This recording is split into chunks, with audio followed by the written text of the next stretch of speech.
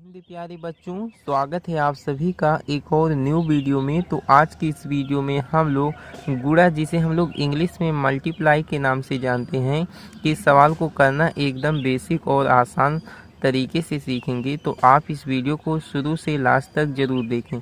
यहाँ पर आप लोग देख सकते हैं, पहले सवाल में 0 से गुणा कराना है ऊपर वाली दो संख्याओं में।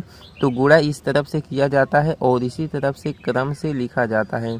अगर आप इस वीडियो को शुरू से लास्ट तक देख लेते हैं तो आपको एक अंक से गुणा करना बहुत ही आसान तरीका से आ जाएगा और आप इसी तरह के ढेर सारे सवालों को करने लगेंगे।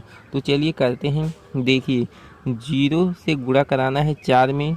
तो मैं आपको बता दूं, अगर 0 से किसी भी संख्या में गुणा कराना हो तो 0 ही आता है। 0 को 4 से गुणा कराएंगे तो 0 आएगा, या 4 का 0 से गुणा कराएंगे तो 0 आएगा। 4 शून्य के शून्य, 3 शून्य के शून्य, या 0 का 3 में गुणा कराएंगे तो 0 आएगा। तो कितना आसान था।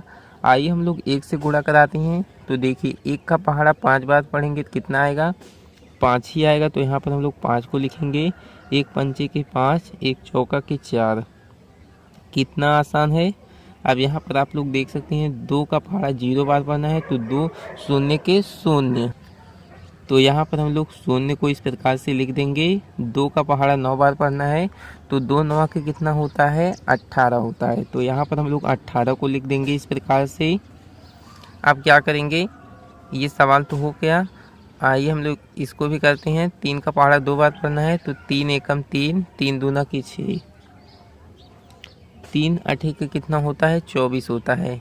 आप लोगों को अगर ऐसे नहीं पता है कि 3 अठे के कितना होता है तो आप लोग इस प्रकार भी जान लीजिए, नहीं तो आप लोग शुरू से वही पहाड़ा पढ़ेंगे। 3 एकम 3, 3 दूना के 6, 3 त्रिका के 9, इस प्रकार से पढ़ेंगे तो 24 आएगा। आप लोग इस प्रकार से भी जानिए, 3 अठे के 24, तो 24 आ गया। 24 को हम लोग इस प्रकार से यहाँ पर लिख देंगे।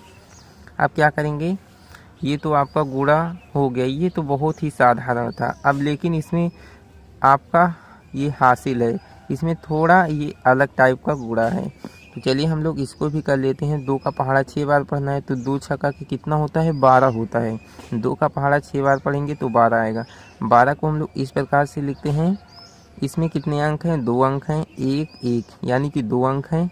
तो 12 की 2 को यहाँ पर लिखना है, और ये जो एक आया है ये आपका हासिल है, तो इसे आप लोग यहाँ पर लिख दीजिए।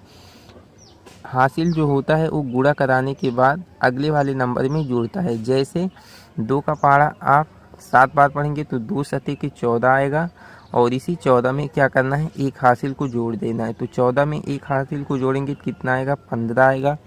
अब इस 15 को यहाँ पर आपको इस प्रकार से लिख देना है, तो ही आपका सवाल सही होगा, वरना आपका सवाल गलत हो जाएगा। अगर आप लोग इस प्रकार से लिखते हैं 2 छक्का के 12, 2 सते के 14, तो आपका ये सवाल गलत हो जाएगा। सही तरीका ये है। तो आइए हम लोग इसको भी कर लेते हैं। 3 का पहाड़ा 5 बार पढ़ेंगे, 3 पचे के होता है 15।